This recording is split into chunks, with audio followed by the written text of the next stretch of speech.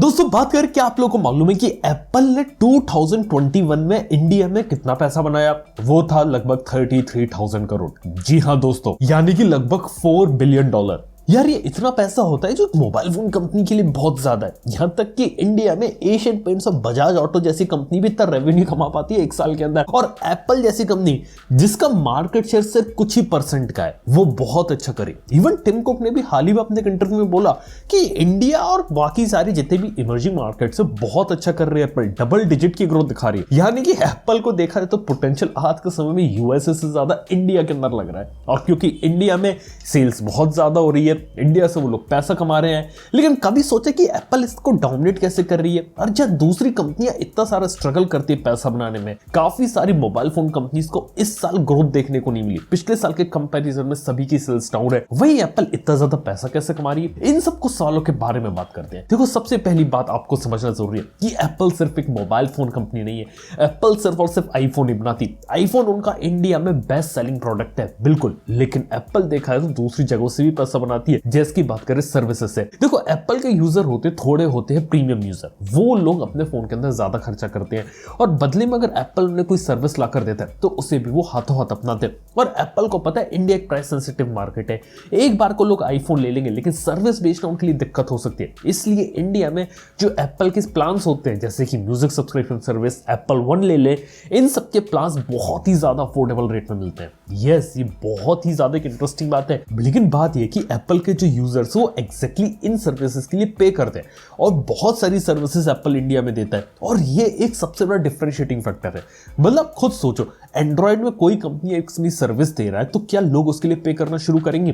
बिल्कुल नहीं। मतलब बहुत ही लिमिटेड चांसेस है कि लोग यहाँ पे सैमसंग के अंदर या Xiaomi या Realme ने कोई सर्विस शुरू कर दी, उसके लिए मंथली पेमेंट देना शुरू कर दे। ऐसा बहुत रेयरली होता है, लेकिन यहाँ पे एप्पल ने ये चीज पुल ऑफ कर दी। अगर मैं यहाँ पे इंडिया की सबसे बड़ी स्मार्टफोन ब्रांड Xiaomi का एक एग्जांपल हूँ, Xiaomi ने अपनी खुद फाइनेंशियल सर्विसेज साइलेंटली डिसकंटिन्यू कर दी है। मी क्रेडिट ऐप, मी पे ऐप, इनको तो कोई यूज करता भी नहीं था, और साइलेंटली भी इन्हें बंद भी कर दिया गया यहाँ पे। लेकिन बात की जाए तो इंडिया के अंदर यहाँ पे एप्पल वाले सिर्फ इससे पैसा नहीं बना रहे, उनका जो मेन हथियार है वो है आईफोन। अब देखा है तो आईफोन की इतनी पॉपुलैरिटी इंडिया में हो कैसे? देखो, शुरुआत से आईफोन एक स्टेटस सिंबल था इंडिया में, लेकिन वो ज्यादातर लोग की रीच के बाहर था। लेकिन 2016 में एप्पल अपना एक ऐसा प्रोडक्ट यहाँ पर निकालती है जो इंडिया में आते ही तहलका मचा देता है।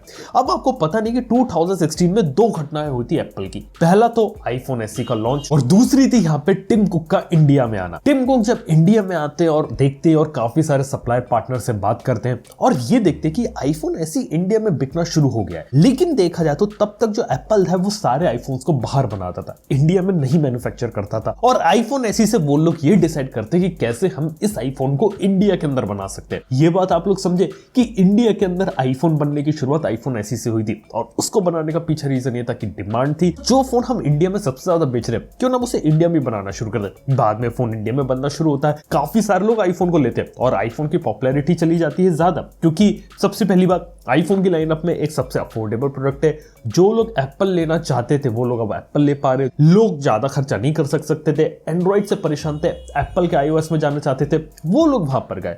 और ये चीज से एप्पल को ये चीज समझ में आ गई कि इंडिया में अगर हम एक सही प्राइस पॉइंट पर अगर अपना प्रोडक्ट निकाल दें, भले वो प्रीमियम कैटेगरी में हो, तो लोग उसको लेते हैं। और उसके बाद से लेके अभी तक एप्पल ने हमेशा से वही आईफोन्स को इंडिया में मैन्युफैक्चर किया है जो आईफोन की सेल्स इंडिया में ज्यादा होती है।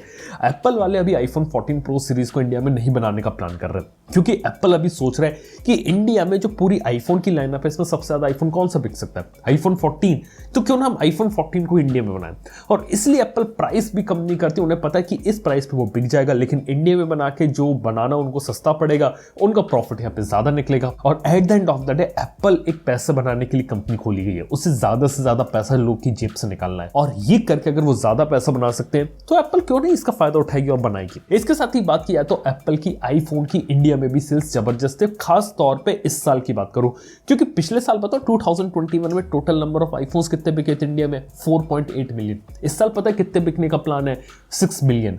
अब इसका मेजर क्रेडिट तो फ्लिपकार्ट को जाता है, जहां पे पहली बार हमें देख के ऐसा लगा कि अगर एक सस्ते रेट में, मतलब 50,000 रुपए में आईफोन 1 साल पुराना भी अगर एप्पल ले आए तो लोग उसको लेने के लिए तुरंत तैयार है। अब पता है इसके पीछे का रीजन क्या है? आज के समय में जो लोग हैं मेजॉरिटी वो एंड्रॉइड से बोर हो चुके हैं। एंड्रॉइड फोन 25-30 हजार तक तो लोग चला रहे हैं, लेकिन 30,000 रुपए के ऊपर एंड्रॉइड फोन बनाने वाली कंपनीज को फोन बेचने में दिक्कत आ रही है, क्योंकि जो लोग हैं वो किसी ऐसे आलतू फालतू ब्रांड का फोन नहीं चलाना चाहते। वो चाहते कि अगर हम ज्यादा पैसा खर्च करें तो हमें वो प्रीमियमनेस मिले। पहले प्रीमियमनेस सैमसंग में मिलती थी, वन प्लस में मिलती थी, लेकिन धीरे धीरे क्या हुआ, सैमसंग से कुछ लोग बोर हो गए, यहाँ पे वो लोग आगे मूव ऑन करना चाहते थे। वन प्लस देखा है तो वो अपना चार्म यहाँ पे खो चुकी है। उसने अपने फोन के प्रोडक्ट के प्राइसेस उतने इंक्रीज कर दिए, लेकिन प्रोडक्ट को उस लेवल पर नहीं ले जा पाए, जिससे ये हुआ कि यहाँ पे लोगों को ऑल्टरनेटिव चाहिए। और लोग सोच रहे हैं कि जब वन प्लस और सैमसंग जैसे फोन खुद एप्पल के आईफोन की कैटेगरी में घुस रहे हैं और उस रेंज में अगर हमें एक आईफोन मिल रहा है तो क्यों नहीं हम एक आईफोन लें। और यही एक चीज हुई, काफी सारे एंड्रॉइड फोन यूजर जो 120 हर्ट्ज का डिस्प्ले यूज करते थे, आज के समय में 60 हर्ट्ज के आईफोन 13 से भी खुश हुए। और ये देख के लग रहा है कि जैसे मार्केट प्रीमियम में खिसक रहा है ना, वैसे वैसे एप्पल अपना शेयर खाते जा रही है। यानी कि सस्ते में तो सारी कंपनियां लड़ रही है एंड्रॉइड वाली, लेकिन महंगे में एप्पल यहाँ पे डोमिनेट करके बैठा है। लेकिन इसके साथ ही बात बता देने वालों, पिछले 2 साल में एप्पल के साथ काफी इंटरेस्टिंग चीजें हुई और कुछ और इंटरेस्टिंग चीजें आने वाले सालों में होने वाली। मतलब पहली इंटरेस्टिंग चीज थी वो थी इंडिया में एप्पल का ऑनलाइन स्टोर ओपन करना, क्योंकि एप्पल के जो प्रोडक्ट्स थे अभी आपको रीसेलर के थ्रू देखने को मिलते थे। अमेज़न बेचते हैं, साइड में दुकान वाला बेचता है। उसके साथ दिक्कत ये थी कि अगर आपको एप्पल का कोई पर्टिकुलर प्रोडक्ट चाहिए, कोई कलर चाहिए स्पेशल, या फिर आपको मैकबुक लेना है, आईपैड लेना है, कोई पर्टिकुलर रैम स्टोरेज वाला वर्जन अगर आपको चाहिए, वो चीज अवेलेबल नहीं होती थी। वो लोग ऑर्डर लेते थे, टाइम बहुत लगता था। एप्पल स्टोर इंडिया में आती, सबसे पहला काम तो ये हुआ कि पैन इंडिया रीच मिल गई, पूरे इंडिया में कहीं भी डिलीवरी दे सकते हैं। इसके साथ ही बात की जाए तो आपको अगर कोई स्पेसिफिक प्रोडक्ट चाहिए जो आपको मार्केट में नहीं मिल रहा, वो एप्पल स्टोर पे मिलता है। इससे बेनिफिट हो कि एप्पल की सेल्स यहाँ पे इंक्रीज हो गई। मतलब क्या आप लोगों को मालूम है कि इंडिया में भी टॉप 5 लैपटॉप ब्रांड्स में एप्पल ने अपनी जगह बना रखी है। यहाँ तक कि 1 लाख रुपए के ऊपर का जो प्रीमियम लैपटॉप सेगमेंट है, वहां पर भी एप्पल नंबर 1 है। कहने का मतलब यहाँ पर 1 लाख रुपए के ऊपर विंडोज लैपटॉप कम ले रहे हैं, लेकिन हर कोई एप्पल मैकबुक के ऊपर ज्यादा भाग रहा है। खास तौर पर जब से एप्पल सिलिकॉन उन्होंने निकाली और इंडिया में बहुत ज्यादा कमाल कर रहे हैं।